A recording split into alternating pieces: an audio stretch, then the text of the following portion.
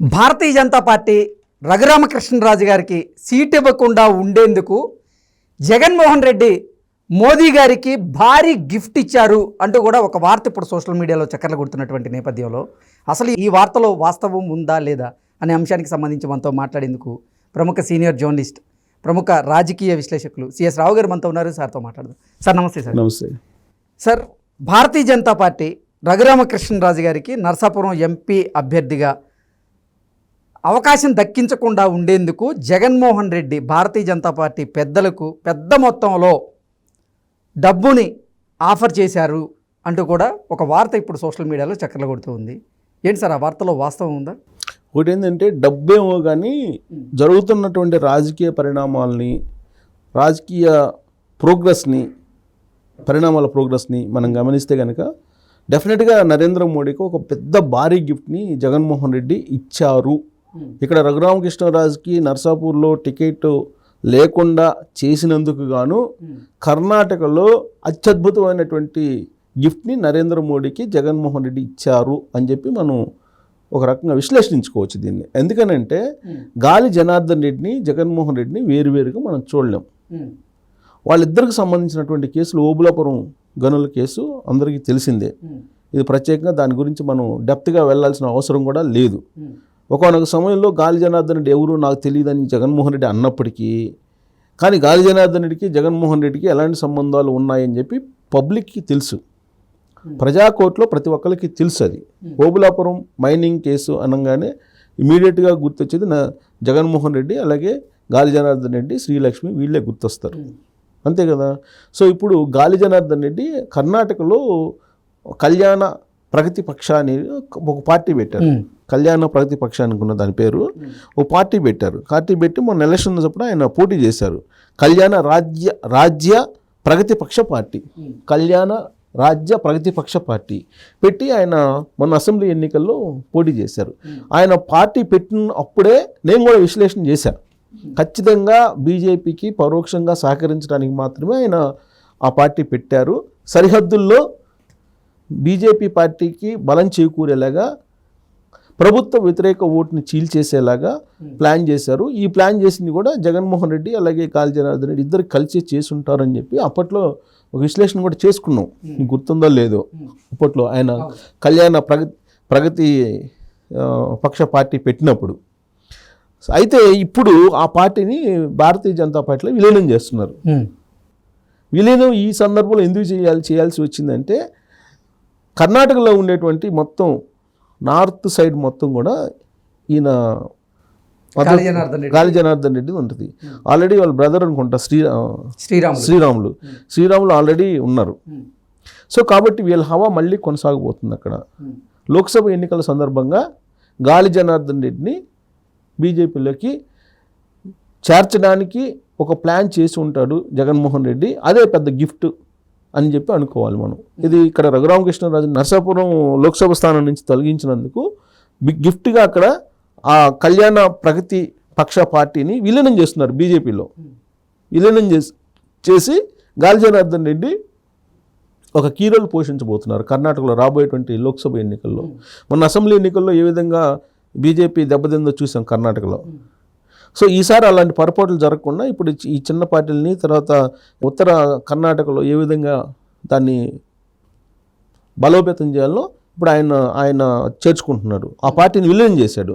ఇప్పుడు గాలి జనార్దన్ రెడ్డి లీడ్ చేయబోతుంటాడు. గతంలో కూడా గాలి జనార్దన్ రెడ్డి కారణంగానే బీజేపీ బలపడింది కర్ణాటకలో, మనకు గుర్తుంటే కనుక. ఆ తర్వాత పికప్ అయింది.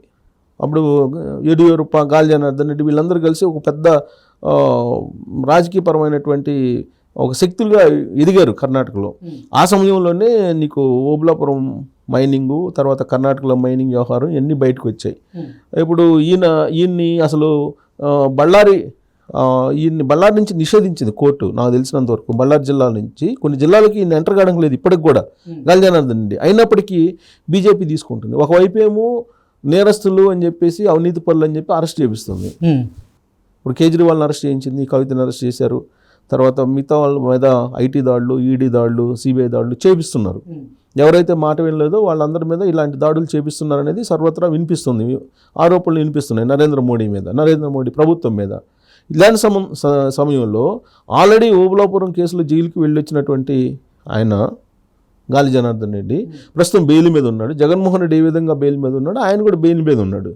బెయిల్ మీద ఉన్నటువంటి ఆయన్ని ఇప్పుడు బీజేపీ తీసుకుంటుంది. బీజేపీ తీసుకొని ఇప్పుడు ఆయన ద్వారా ఎన్నికలు నిర్వహించాలి, లోక్సభ ఎన్నికలకు ఆయన ద్వారా పోయి లోక్సభ ఎన్నికల్లో గెయిన్ కావాలనేటువంటి ఆలోచన చేస్తున్నారు. ఇదంతా కూడా జగన్మోహన్ రెడ్డి తిప్పినటువంటి ఒక వ్యూహం అని చెప్పేసి ఇప్పుడు బీజేపీలో కూడా వినిపిస్తుంది. అందుకే జగన్మోహన్ రెడ్డి సరిహద్దుల్లో ఉన్నటువంటి రాష్ట్రాల రాజకీయాల మీద కూడా దృష్టి సారించాడు.